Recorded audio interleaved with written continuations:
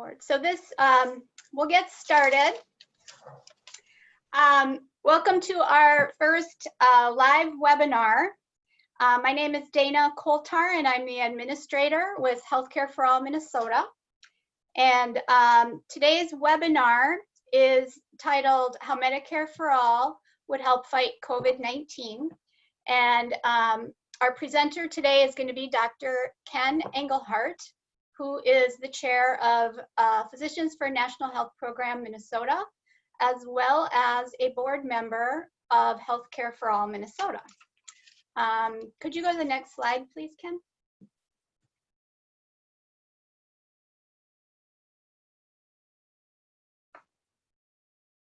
Did it go? Okay, there we go.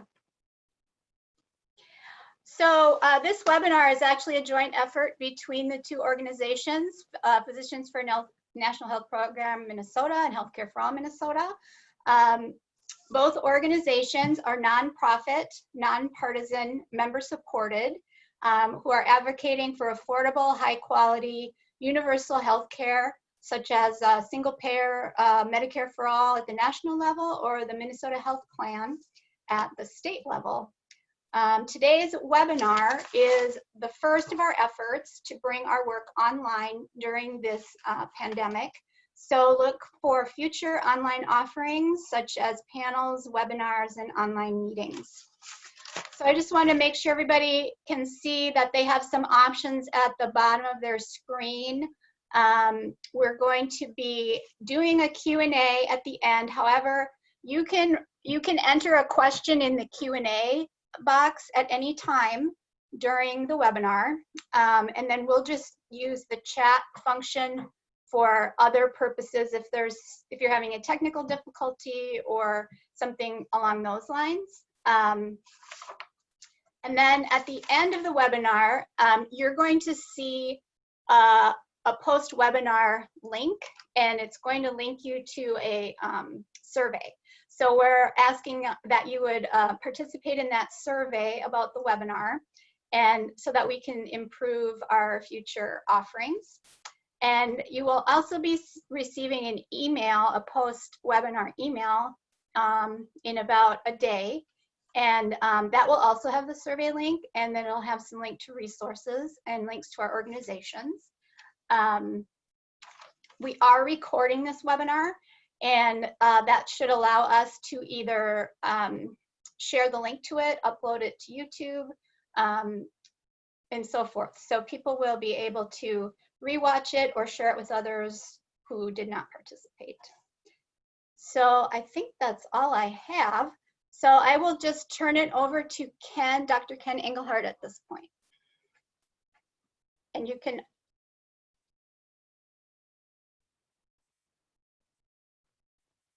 Okay, Ken, can you unmute yourself? Can you hear me okay? Yes. Okay. So I'm going to go ahead and start by thanking all participants for joining in on this webinar. I want to thank the Education and Outreach Committee of PNHP and Healthcare for helping to organize this, and especially give thanks to those administrators who have worked with us in coordinating this and organizing it and putting this program together. That would be Carrie Carlson, Jennifer Crawford, the PNHP administrator, Jennifer Lindner, our technical guru, and Dana Coulthard, our moderator for this program. Before I start my presentation, I'd like to inform you of two upcoming webinars. As Dana mentioned, we're doing this as a series now that we're in these times where we can't give public presentations. So both of these events can be looked at on our Facebook pages.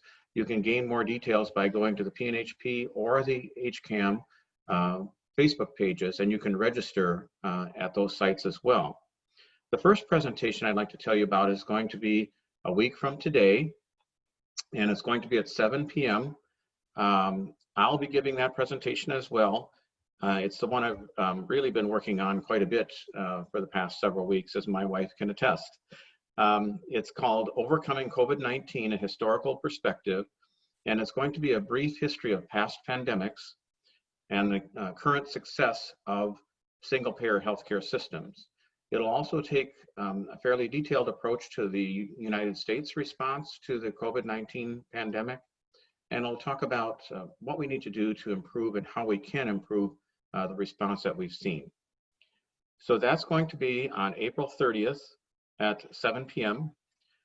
The next presentation is actually a panel discussion, and that's called The Case for Medicare for All, a panel conversation on healthcare reform. That's going to be Monday, May 11th at 7 p.m. And it's going to have a diverse panel, a great amount of background diversity. For instance, we have Rose Roach, who's the Executive Director of Minnesota Nurses Association on the panel. Dr. John Crossan, a pathology physician, is going to be on the panel. Carrie Carlson, who has a master's in public health, will be on. She's a public health and community health quality professional. And 2 medical students will also be on that panel, Ian Dunbar and Jen Robinson. So please look forward to those presentations. Please register for them and invite family, friends, neighbors, whoever. I really want to have a lot of people see the presentation I'm going to be giving in 1 week from today at 7 p.m. It's just been fascinating. I had an enjoyable time putting it together, looking at past pandemics, how the single-payer countries have performed, and how the U.S. has performed, and solutions to the problems we've seen over the past few weeks. Ken, can I interrupt you for just 1 second? One of the things we wanted to try out with this, this tool is a poll. So I'm going to launch this poll, and I'm going to ask the participants to respond. So it's currently out there for people. So I think you're able to select your choices.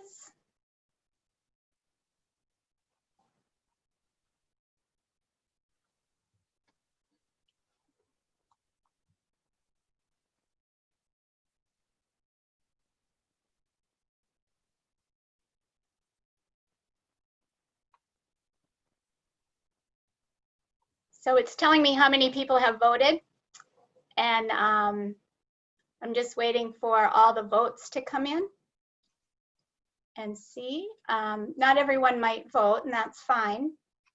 So looks like just about everybody voted. So I think I will just go ahead and end it.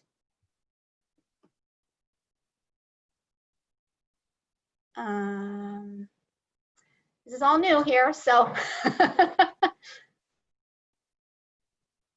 okay, we close the poll. I can either share results or relaunch polling. Any opinions, Ken? Should I share the results? Do you have all the results in? Yeah, because I ended it. Sure, sure, go ahead and share the results. I'm not sure what's going to happen.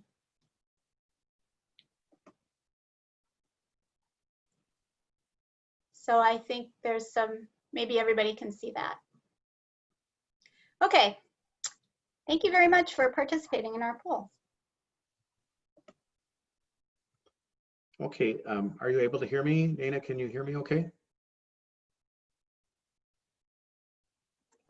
Yes, Ken, go ahead. Okay, so what I'm going to talk about today is largely a good news story on solutions to the problems we've witnessed over the last several months. But for me to tell you about that, I have to give you some context and background about how things have evolved here in the United States with this pandemic. On March 26th, we became the first country leading in the number of COVID-19 infections. And on April 11th, we became the lead country in COVID-19 deaths. We have now over 840,000 infections with COVID-19 and over 46,000 deaths with that infection. And I think no matter how you try to spin these results, they're just not good. It's something that is hard to be proud of. And I really think what we've seen is just been tragic over the last several weeks.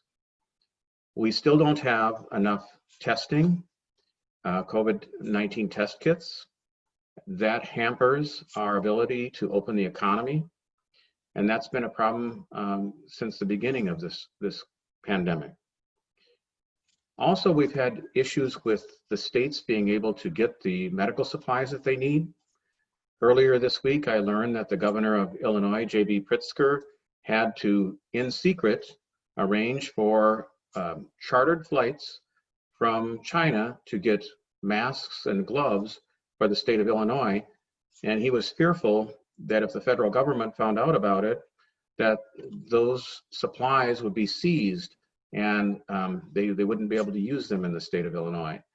In fact, the press secretary for Governor Pritzker said that it's been a Herculean task to try to get supplies into the state once they've been ordered, because sometimes the supplies are interrupted and cut off from the states and instead taken nationally. So it's been unfortunate that there's not more cooperation and coordination of the supplies that are needed. Another tragic event happened that I found out about it just yesterday, where Dr. Rick Bright, who's the director of the Health and Human Services Biomedical Advanced Research and Development Authority, was basically fired from his job. He's the lead person working on the development of a COVID-19 vaccine. His entire career has been dedicated to the development of vaccines, and now we don't have him anymore. He's no longer in that position, and apparently it was because of a dispute that he wanted to have hydroxychloroquine rigorously investigated before it was promoted to the general public, as we've seen in the White House daily briefings. And because of that dispute, he was demoted from the position.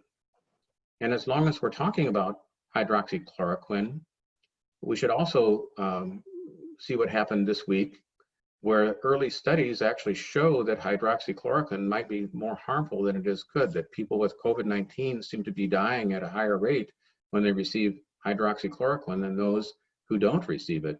And there's been some linkage to heart arrhythmias from hydroxychloroquine. Excuse me one moment, Ken.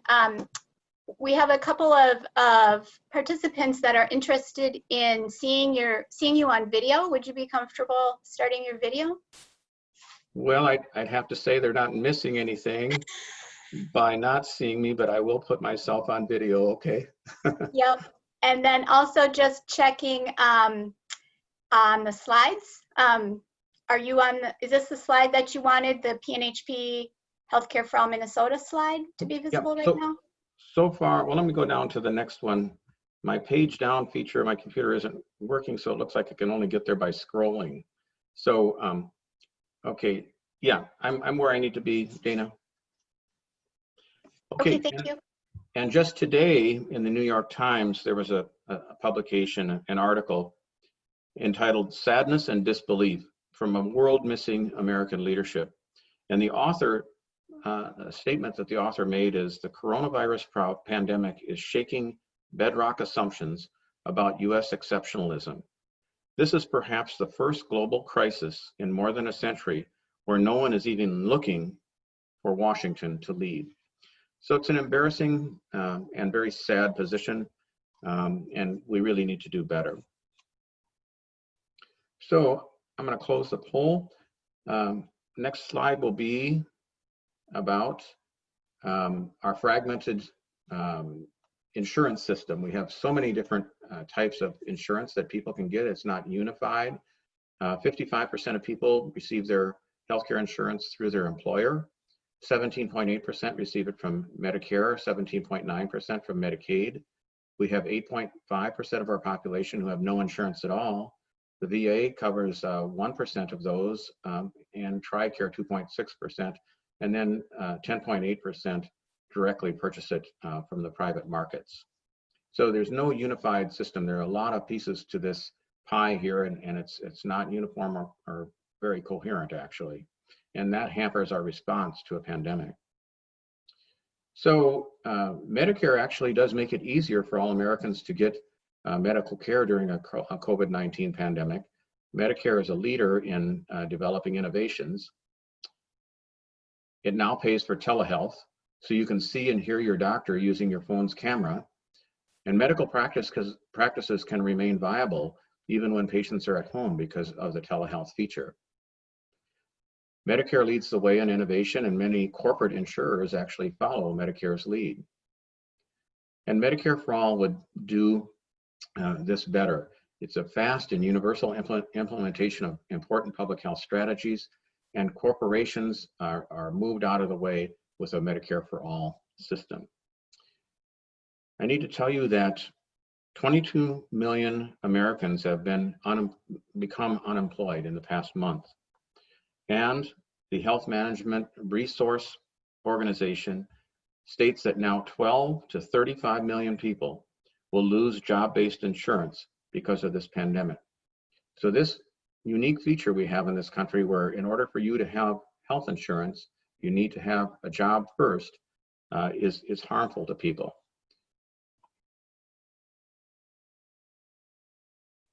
Industrialized nations fight pandemics with a national health program, and I'm going to be talking about these countries in more detail next week when I give my presentation. But we can talk about some of them briefly today. They have universal health care, where all medically necessary care for everyone in need is provided. Financial barriers are eliminated, and they have infrastructure to respond quickly to surges in need. They also have social protections for people affected by COVID-19. So if you're sick with COVID-19, you can still maintain your pay. You don't have to worry about going to work while you're sick and infecting others in order to provide for yourself and your family. There are different models in every nation, but many of them have common features. Single payer is necessary, but in some cases not entirely sufficient. In China, meticulous case and contact identification for COVID-19 was implemented. There are 9,000 epidemiologists just in Wuhan, where the pandemic started. And that's more epidemiologists than we have as a total in the United States. South Korea is covering the financial costs for related testing and treatment instead of saddling individuals with those expenses. We had our first case in the United States of COVID-19 when a traveler from Wuhan came here in mid-January to Seattle. That was our first case. And our first communicable case was the end of January. We did not have coverage for testing for everybody in this country for COVID-19 until an act of Congress had to be passed in mid-March. And it was not signed into law until the end of March.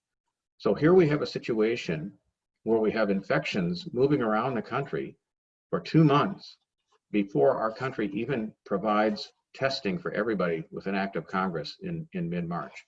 And if you don't know who's infected, you're just behind, you're constantly behind, and the infection and the death rate is just moving throughout the country, and we just don't have a handle on it. Taiwan, they have isolation of infected people, quarantining. And if you are isolated, they pay for your food, lodging, and medical care, so no one would avoid seeing the doctor. In Italy, Italians don't have to worry that they have to pay for tests or any of their care. In our country, there's sometimes a belief that there are people who are undeserving, that they're unworthy of health care. But with a pandemic like this, we're all a human web of interconnected beings, human beings. And if that person that you consider to be unworthy or undeserving is next to you in line waiting to check out from a store, and they're infected with COVID-19, that can affect you, even though you think they're unworthy. If they are unable to get tested, they can't afford to go in for testing. And this just shows how all of us need health care. Otherwise, people are harmed and it spreads silently throughout the country. In the USA, we need a well-funded payer program that would do what these other countries are doing and protect the public's health. I'd like to say just a few words about the funding of how we've done things in this country. We have actually cut back on our public health funding. Funding for public health has been cut since 2002. Only 2.4% of US government healthcare spending is spent on public health, compared to 6% for Canada, which is another country that has performed better than we have. There have been 50,000 fewer frontline state and local healthcare employees in public health over the years since 2008. So that's a 20% reduction in the public health workforce since 2008. And these people are just so desperately needed now to help with contact tracing and control the epidemic. And these are individuals that are special individuals. They have to have superb people skills, and they have to have expertise on how to do the testing. You have to establish trust with contacts that may be infected with COVID-19, and to lose them is something that can't easily be remedied because of their expertise that has to be developed. Also, there are 700 CDC positions that have gone unfilled since a hiring freeze was implemented at the beginning of the Trump administration. Healthcare costs deter people from seeking testing and treatment. 45% of Americans, according to Go Banking Rates organization, 45% of Americans have nothing in savings.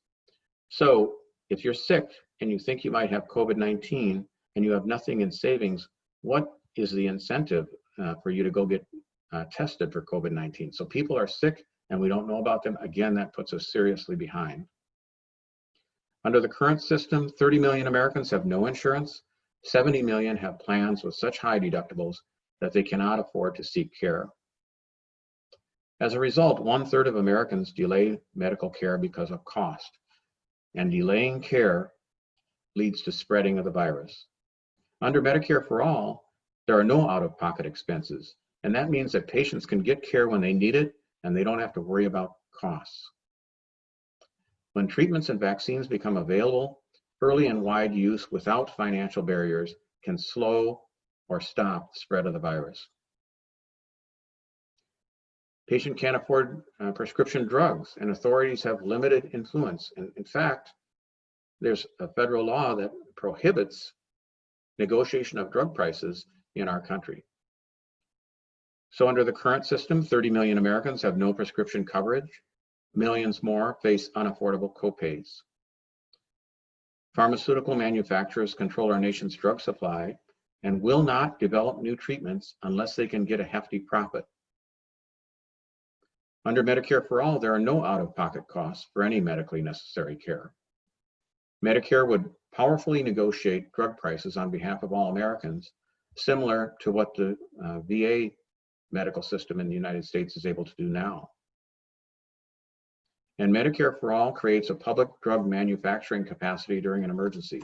So if we are in an emergency like we are now, the federal government could have authority to develop public drug manufacturing without relying on commercial pharmaceutical manufacturers. Also under Medicare for All, there would be increased public funding of drug research and development. Under-resourced hospitals face a surge of patients with the pandemic, and patients have costly critical health needs that imposes a big burden on hospitals and our medical system. Under the current system, facilities must absorb costs of treatment because many of the patients are uninsured. And hospitals are already burdened by administrative waste, spending as much as 25% of revenues on insurance and billing work and starving them of resources during a health emergency. As an example, consider Duke University Hospital System. There are 3 hospitals under that system. They have 975 beds, but they have 1,600 billing clerks. So they have almost twice as many billing clerks as they do hospital beds. And it's just such a waste of paperwork wouldn't it be so much better to direct that administrative waste into patient care? Under Medicare for All, instead of a complex fee-for-service model that we have now, hospitals will be funded through an annual global operating budget similar to fire and police departments. And during emergencies, that operating budget could be increased. Public health authorities could move supplies quickly to meet local needs. So it would be a more coordinated effort. If we see that the pandemic hotspot is Seattle, we can move supplies from other parts of the country, ventilators, that type of thing, to where the need is greatest, such as Seattle. Next, it became New York City. Then we could move supplies to New York City where they're really needed. And states would not be in competition and bidding on the open market and competing with the federal government and FEMA for the supplies that they need. Our nation lacks public health resources to aggressively respond to an emergency. I mentioned to you previously about the cut in funding and the cut in personnel to respond to a public health emergency that's happened over the years. So under the current system, we see hospital closures in rural and low income areas that leave us without enough hospital beds during an emergency. We see that these rural closures are happening more in states that declined Medicaid expansion under the Affordable Care Act. So these rural parts of states are really being hurt because of these hospital closures. And it's not just the rural areas either. There's a very tragic closure that happened at Hahnemann University Hospital in Center City, Philadelphia.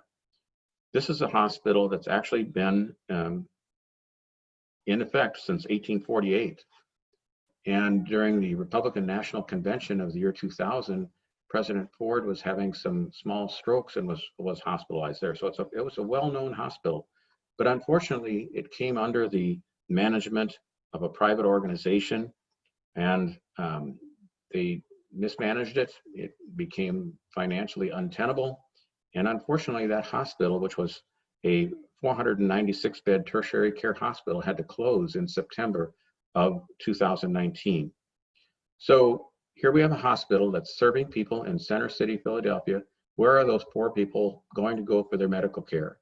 Not only that, but Hahnemann University Hospital was a training hospital. So there were 496 doctors being treated for their being trained for their residency training and their fellowship. So this was the greatest displacement of people in training that's ever happened in our country. 496 doctors had to find someplace else to go to do their residency and fellowship.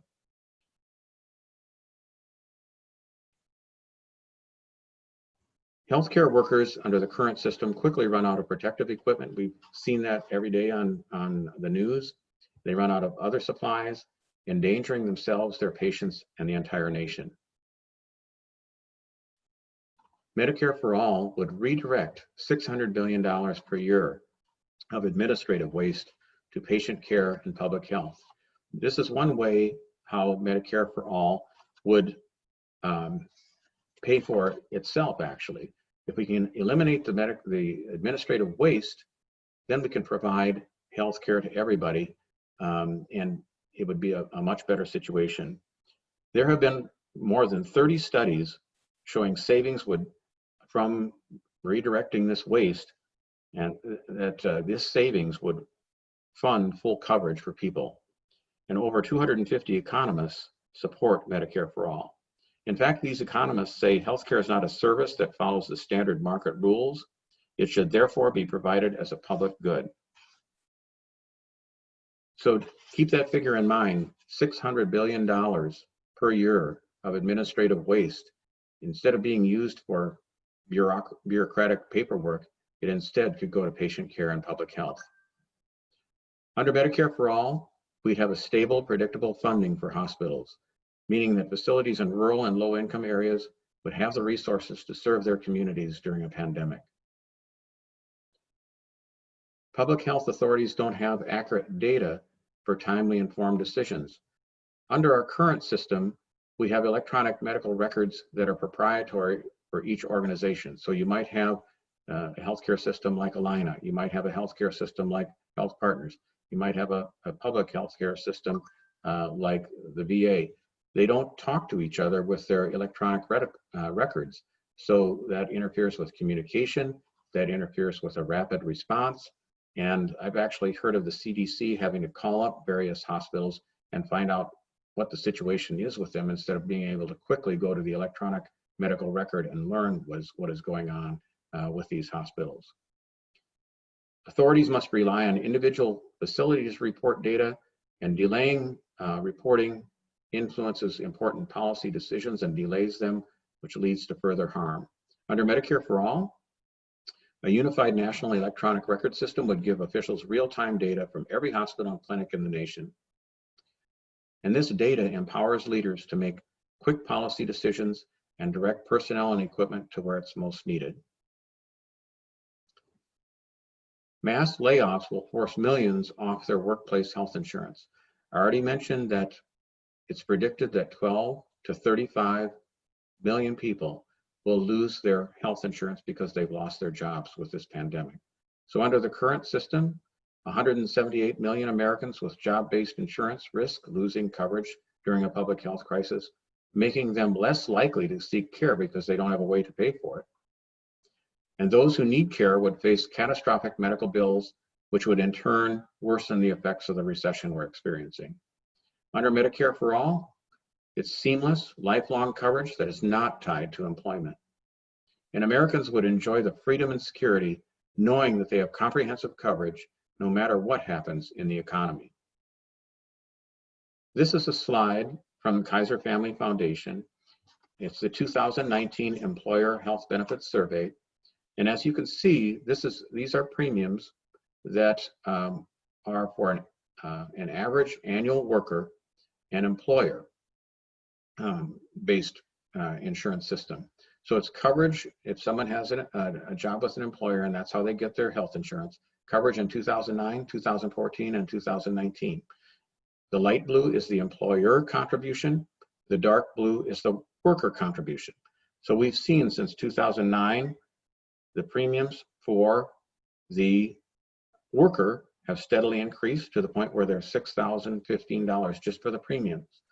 Add on to that deductibles, co-pays, and the cost of medication, and it gets to be quite expensive for workers who are trying to provide for the health care for themselves and their family.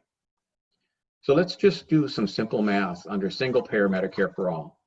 In 2018, CNBC stated that the average American household spent $5,000 per person on healthcare.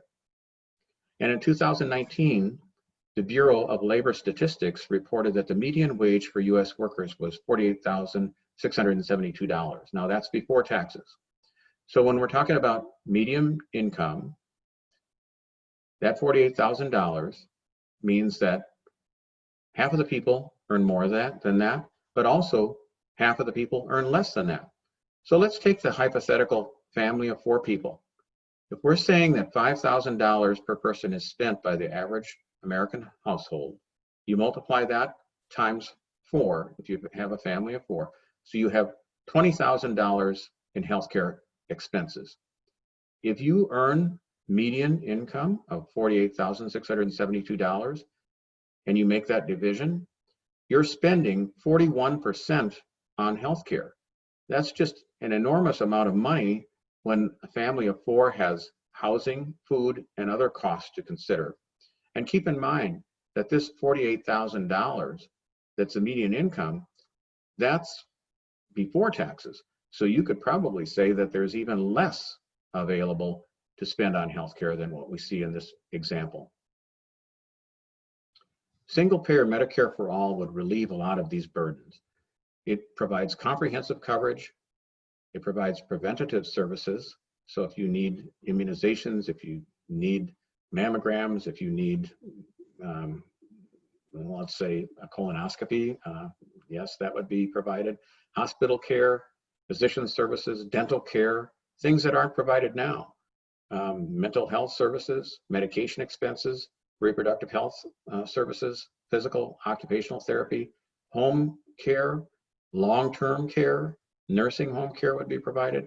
It would be all medically necessary services under Medicare for All without deductibles or copays. Now remember that we could direct $600 billion each year into paying for Medicare for All. That's just a part of it. We as individuals would still have to pay in to that system just like we do now with premiums, copays, deductibles, only we wouldn't have those copays and deductibles. We'd still be paying, but 95% of people would be paying less than they currently do now, and they would get improved coverage. They would have a better healthcare coverage program than they currently do now, and they would be paying less in 95% of the cases. So it's not free, but people would spend less. So an early lesson from COVID-19, we do need single payer Medicare for all. We all need our health care because untreated illness hurts ourselves, our communities, and our entire nation. We all need our hospitals because a badly overloaded hospital system like we saw in New York City forces immoral and impossible decisions on all of us as in terms of who gets the ventilator and who does not. And we're all in this together. We are an interconnected human community, and our fragmented system makes it much more difficult to address our common crisis. So I invite you all to take action now. Tell Congress and political candidates to support Medicare for All. You deserve it, but they won't do anything about it unless they hear from us.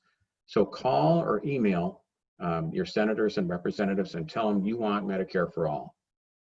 Write a letter to the editor or write an op-ed. There's a social media kit on Physicians for National Health Programs website. It's pnhp.org. And there's a wealth of educational material there too that you can use in your advocacy work. When you use the social media toolkit, you can tell your story. You could post your elected officials. You can post educational materials and engage your family and friends in conversation. Under single payer Medicare for All, what else can you do?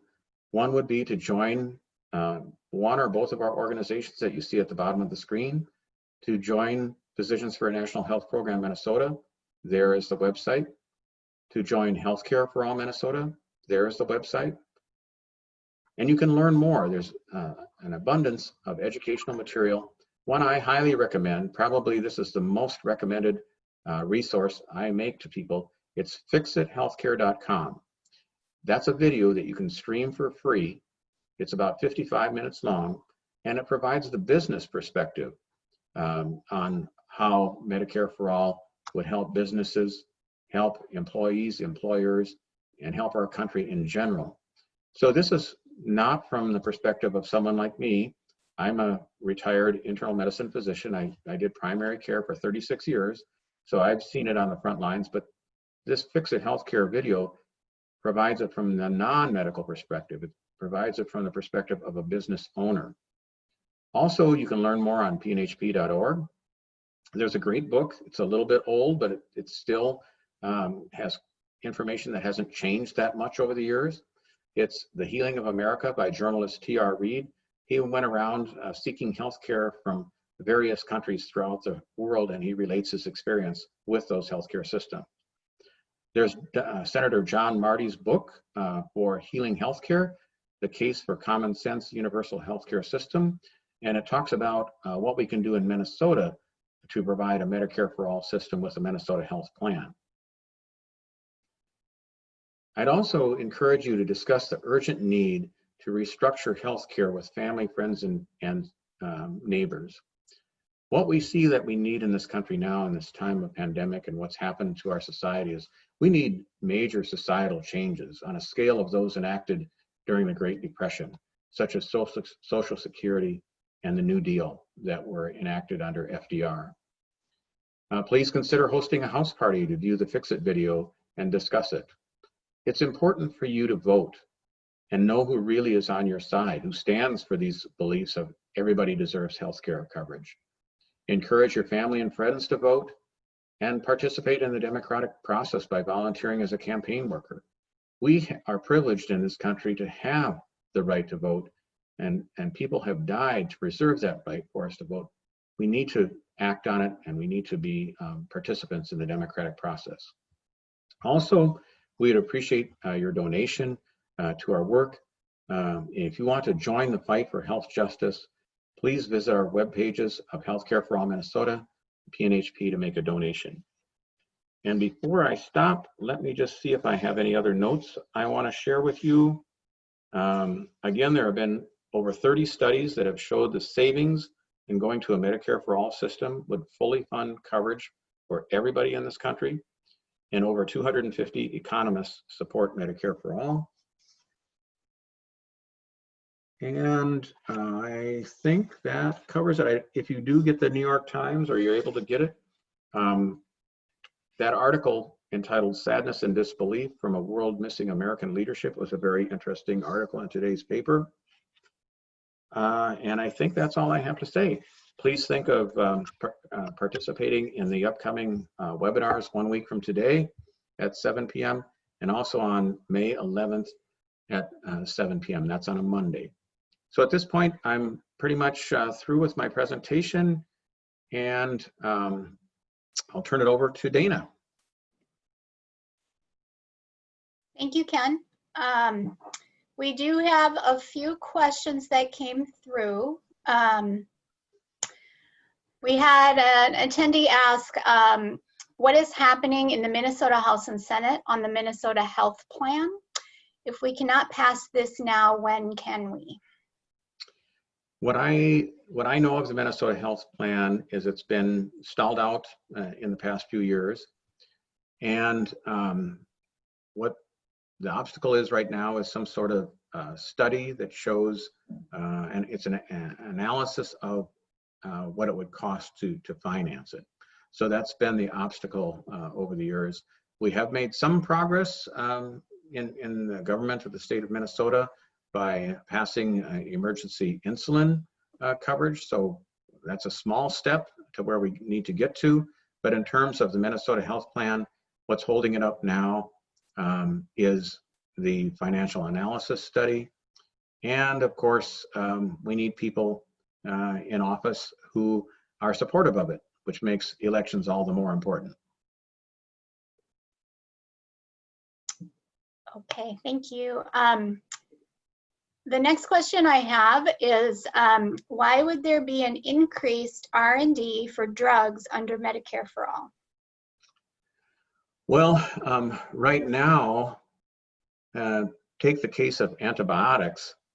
We are getting resistant bacteria in this country, but because the pharmaceutical companies are unable to make the profits they want to see on developing new antibiotics, they've kind of left that area and focused on other things that are more profitable. But in the meantime, more and more we're getting resistant bacteria where the antibiotics we have are no longer going to work against these resistant bacteria. So under a Medicare for All system, where profit doesn't direct everything that happens, the government can see a problem, anticipate a problem, and work on developing new antibiotics, pay for it, research and development, so that we do have antibiotics to fight these resistant bacteria that we're going to encounter in the future.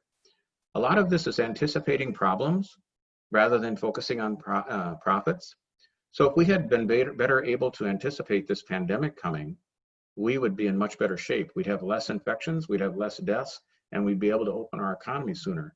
But sometimes when you have a for-profit driven system where the market determines where things happen, you lose out on where the care actually needs to be directed. It's a maldistribution of where hospitals are located, a maldistribution of what type of specialties people go into. We have too many subspecialists in medicine, not enough primary care doctors. So it shouldn't be driven only by profit. It has to be where the resources are needed, and the government is better able to do that because they're not so profit focused. One of our attendees, who is one of our board members on Healthcare for All Minnesota, made a a comment, 20% of drug company revenue goes to profit and 20% goes to marketing.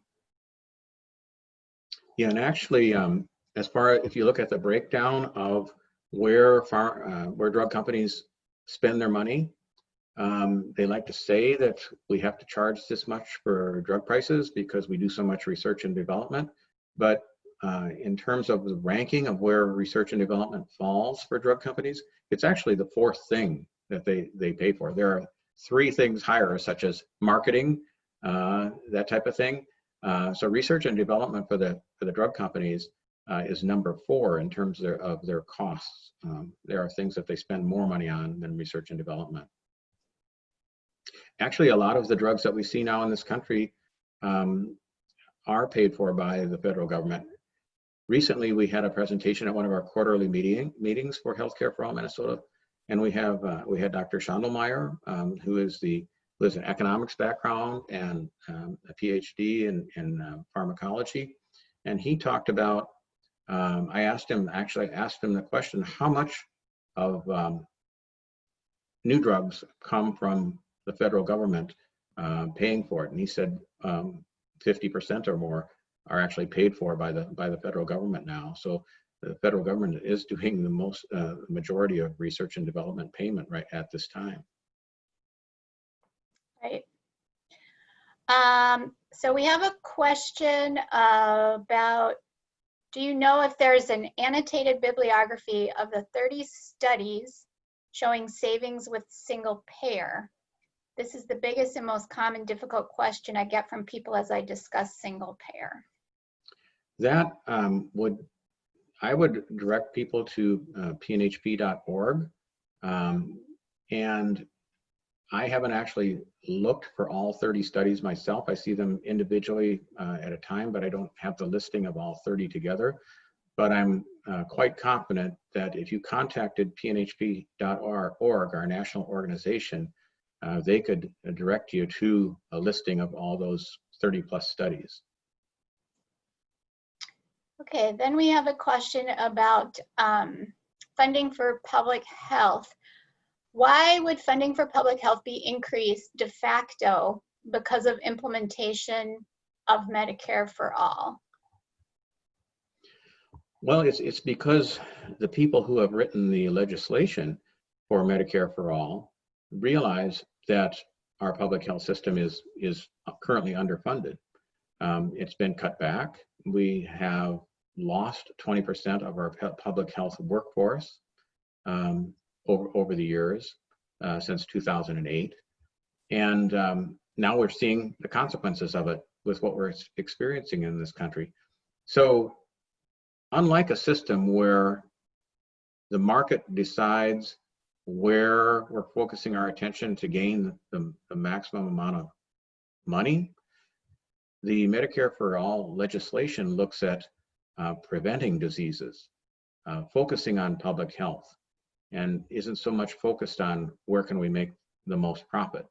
So written into those bills is the realization that we need more preventative health care in this country and public health in this country, because we are understaffed, and we're seeing that happen now. We are underfunded, and we're seeing that now. So it's an acknowledgement in those bills that we are not where we should be on preventative and public health funding. Okay, thank you, Ken. We do have a few more questions. What do I say when we talk about Medicare for All being free for everyone and they respond, but Medicare isn't free? Medicare costs me over $300 per month. Well, that's true. I don't think we should say to people that Medicare for All means that it's free. I alluded to that earlier. First of all, we're going to be saving $600 billion a year by eliminating administrative waste, but that doesn't mean the program is free. People currently have to pay premiums, co-pays, deductibles, medication expenses, so that it turns out that $5,000 is spent on every person in your household at the current time. So we would still have to pay in to a Medicare for All system. The point is that 95% of people would be paying less than what we're currently paying. So we really shouldn't be going around and telling people that Medicare for all is going to be free for everybody. We still are going to have to pay into the system, but 95% of people would pay less and they would get more out of it. And I'll just add that I know that we talk about it as free at the point of care. That's true. You won't have co-pays or deductibles, but you will have to make payments out of your paycheck or other ways that they find that you can pay into the system. We still have to pay into the system, but it's true that at point of care it is free because you've already made your payment. So there wouldn't be deductibles or co-pays, but that doesn't mean you pay nothing. You still have to pay some, but it would be less than you pay now, and you would get more coverage. Do you know if hospice is covered under Medicare for All? It's not specifically listed on that sheet, but all medically necessary services are covered, and they talk about long-term care, nursing home care, and home care. So I don't know specifically about hospice care, but I would be inclined to say yes, because obviously hospice care at the end of life is a medically necessary service. We want to do that for our loved ones at the end of life, and I'd consider it to be a medically necessary service that would be covered. So I'm inclined to say yes, that would be. All right. Can you talk about how the patent system is misused by big pharma? I can talk a little bit about that. It's just another way to game the system so that they can keep the patent going and we can't get generic drugs. So let's take an example of something like omeprazole, which is an acid reducer for heartburn, excess stomach acid. They can make a minor change in the molecular structure of something like omeprazole and call it a different name and extend their patent that way, just by making a minimal change in the molecular structure of a drug. So it's really not a new drug. It's still what's called a proton pump inhibitor. There's just been some minor modifications to the molecular structure, but that's how they go about extending patents, keeping drugs expensive and preventing them from becoming generic. All right, we have a few more questions. I'm glad to answer them. Does the pandemic prove that Medicare for All would be much more beneficial than a state-based single-payer system? I think it would, because the pandemic involves the entire nation. And what we need in a time of a national crisis, a national emergency, is coordination, a coherent and cohesive way of moving resources and personnel. And so, for example, New York City, they were asking for providers, physicians, and nurses from other parts of the country to come and help them. If it was just up to New York City alone, or New York State alone, they really don't have the resources to do that. But as a nation, we do have the resources to do that. We have the resources to, say, direct people from Minnesota, if we're not so affected with the pandemic, and go to help them out. Similar to what you see in other emergencies like hurricanes and flooding. We see the state people involved, but we also see people from all over the country going to help in that time of emergency to the location where it's most needed. And that's what we should be doing as a nation. You know, we shouldn't be pitting one state against another in order to get the resources that they need, just like we're seeing now. It's a competition between the states to get the supplies and personnel they need. And they're not only competing against other states, they're competing with the federal government. I mean, we saw the person who's the director now of the national stockpile saying to the states, this is not your stockpile, this is our stockpile. So what does that mean? I mean, aren't the states part of the national government? So you know, it would be better, and to answer your question, it would be better if we had a national response to it instead of each state trying to fight for themselves. We're all in this together as a nation. Okay, next question is, Why would Medicare for All lead us to a unified interoperative EMR, electronic medical record?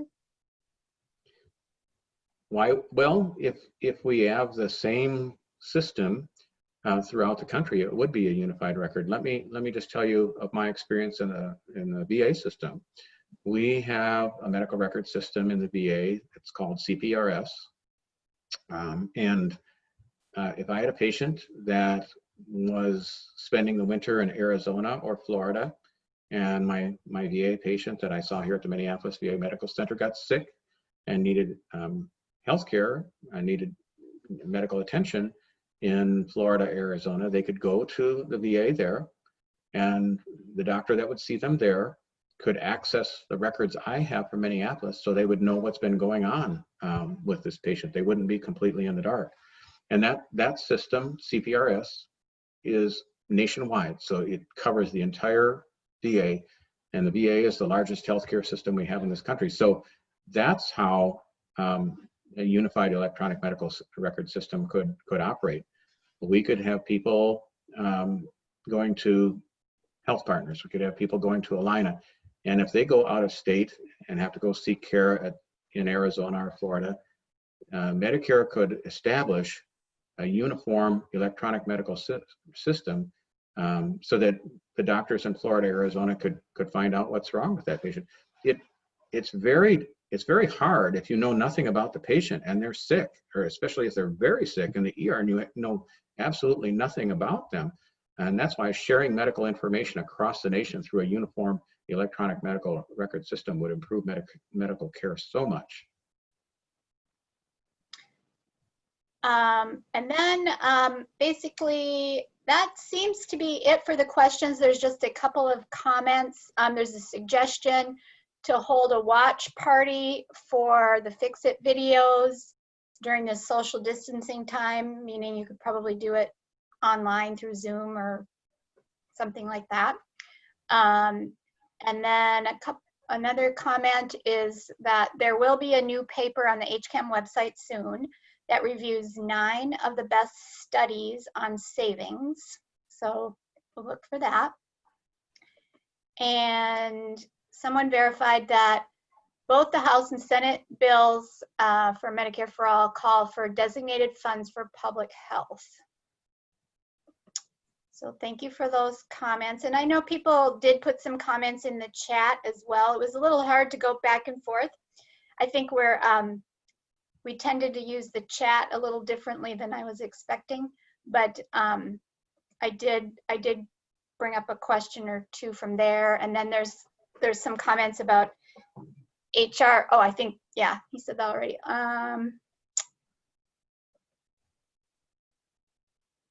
There was some comments about the number of unemployment right now is like 26 million or something, the number that have filed for unemployment, things like that. So, and of course, if we're gonna really make this happen, we need to flip the majorities in some of these bodies at the state and federal level. And, you know, we have a lot of work to do. I mean, we have a lot of support on this issue, but we also have a lot of work to do to bring people around still and to get the right people in office. Correct. If I could, I'd like to just comment on that recommendation or suggestion that someone had about holding a watch party for the Fix-It video. I think that's a fantastic idea. We can't do as much as we used to do. We're in our homes more. And if you can host a party with your family or somehow do it online and watch that Fix-It video, it's a painless way to learn a lot about our current healthcare system, and it's done so well and so professionally. It's an eye-opener.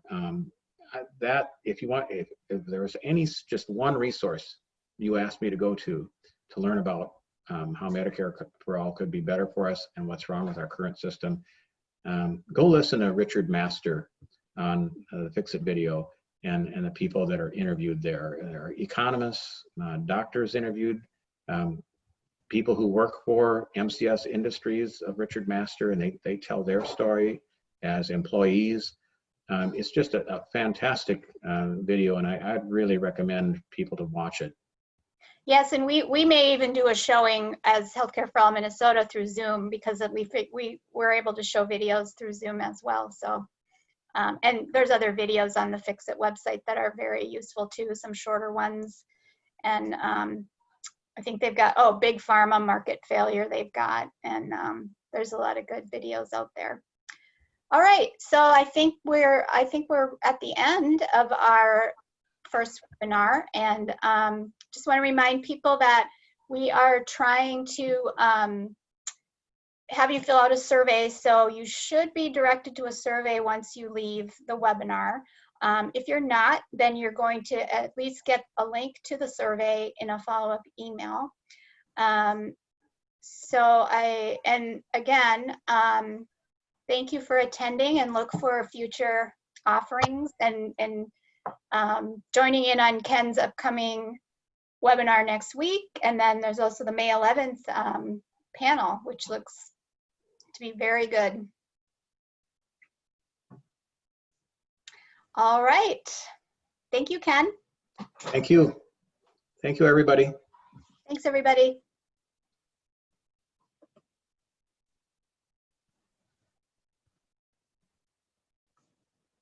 So I'm going to go ahead and I think I'm just going to end it, but. And then Dana, as Yes. far as the survey, we'll